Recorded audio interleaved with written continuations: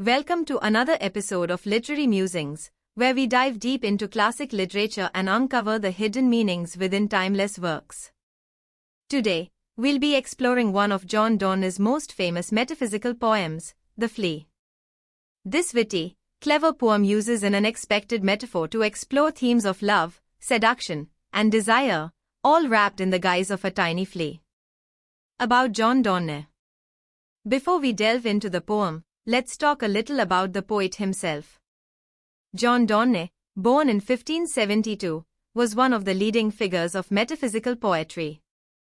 Known for his clever use of metaphors and intellectual arguments, Donne's poetry often blended sensuality with spirituality, making his works both provocative and reflective.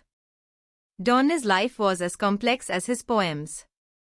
He grew up as a Catholic in a Protestant England, which brought him personal and professional challenges. Eventually, he converted to Anglicanism and became a priest, balancing his deep spiritual beliefs with his earlier worldly pursuits. His poetry reflects this tension, making his work rich and multi-layered. Now, let's get into The Flea and see how Donne uses this seemingly insignificant insect to craft an intricate argument about love and physical union. Main analysis.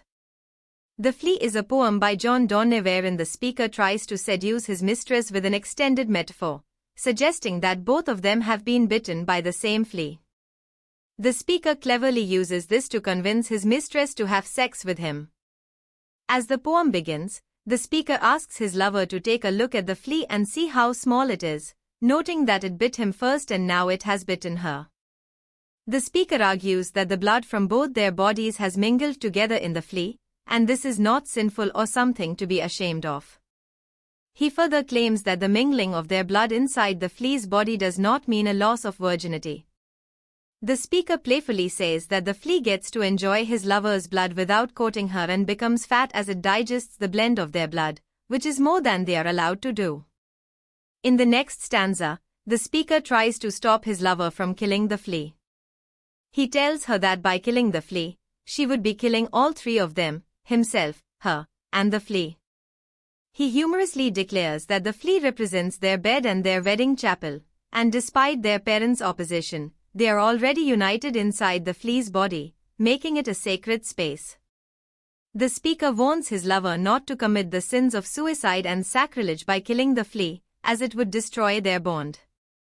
However, when the lover crushes the flea, the speaker changes tactics.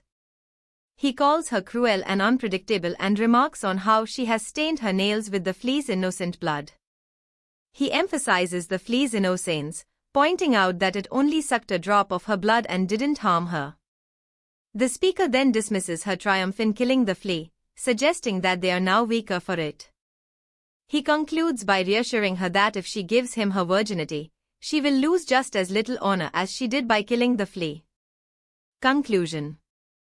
In The Flea, John Donne uses a seemingly insignificant creature to explore the complexities of love and physical desire.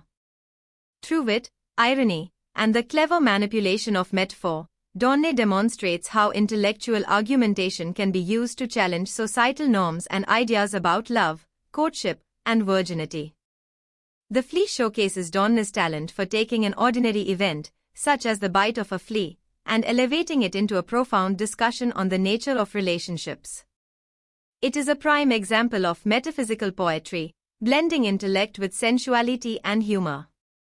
Thank you for joining me on this exploration of The Flea by John Donne.